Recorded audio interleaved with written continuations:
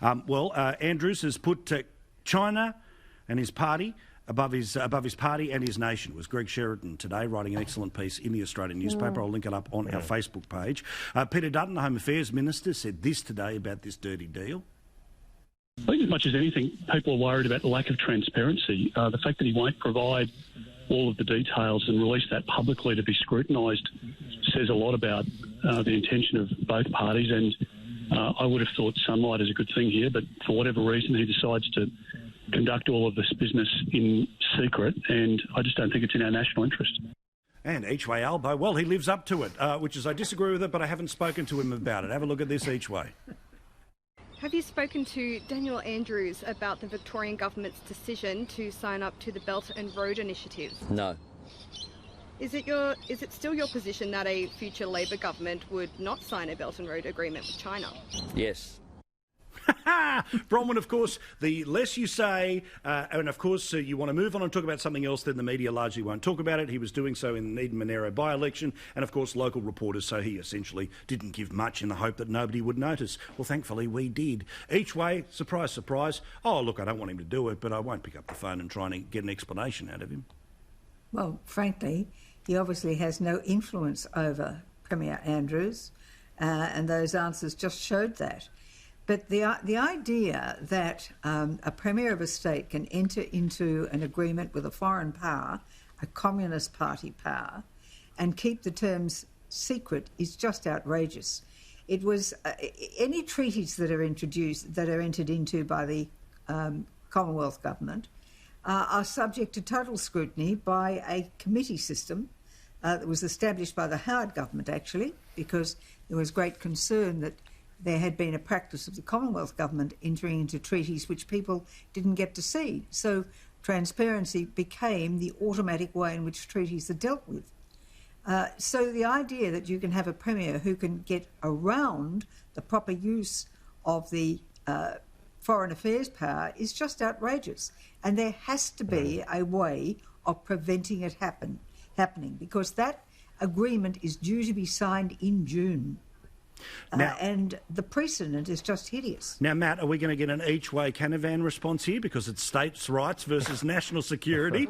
I wouldn't dare accuse you of that. Josh, as a mate. This is a bit different, mate. On this one. Look, there's two issues, though, here. The one that Bronwyn just raised is absolutely correct. Normally, governments only keep treaty provisions secret when they've got something to hide. And that seems to be the case here. What is the reason for a lack of transparency? It should become absolutely clear.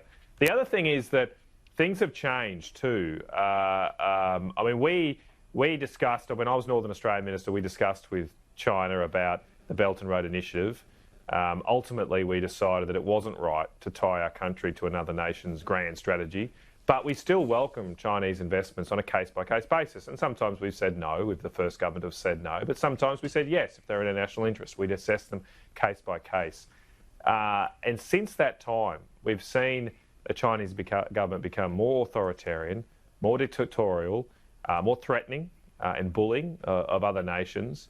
And I really think in whatever the merits of Dan Andrews signing us up 2 years ago or so, or saying he would sign up a few years ago, he should reflect now on the new China and its behaviour and think again about the interests of Victoria and the national government. And if he doesn't do that, I think there is a role for the federal government to step in and stop this happening. Yeah, Amanda, again, June seems to be the deadline here, but it is interesting about how people are so incurious, I hope that's a word, about this, because, I mean, you get some reporting about it, but it sort of flashes and comes and goes. But literally, the idea that a state government can sign a funding deal from a country like this, if it was Saudi Arabia, we would have probably a whole different phalanx of the media going nuts about it, or even, dare I say, a direct one with the United States, a big portion of Channel 2 would go nuts about it. There's two important things I think we need to observe about this. The secrecy of the deal that Daniel Andrews has made means that we aren't able to properly assess whether there's a constitutional problem with it.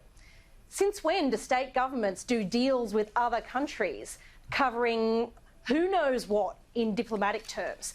Those were always matters that were ordinarily dealt with by the Commonwealth Government.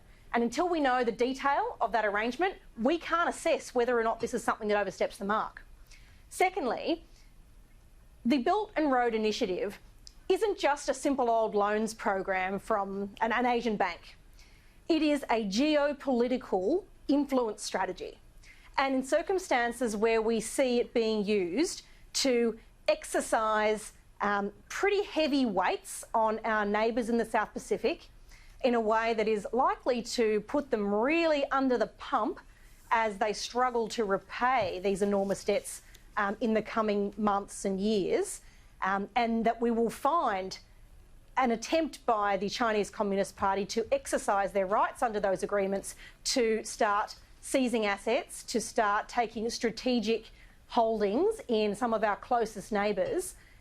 We not only shouldn't have this in our country, but we are called upon to step up and act as a kind of big brother for our neighbours in the Pacific, to give them the help they need to be able to withstand this enormous pressure that has come as a result of the error they've made in going down this path. It's in our strategic interest to do so.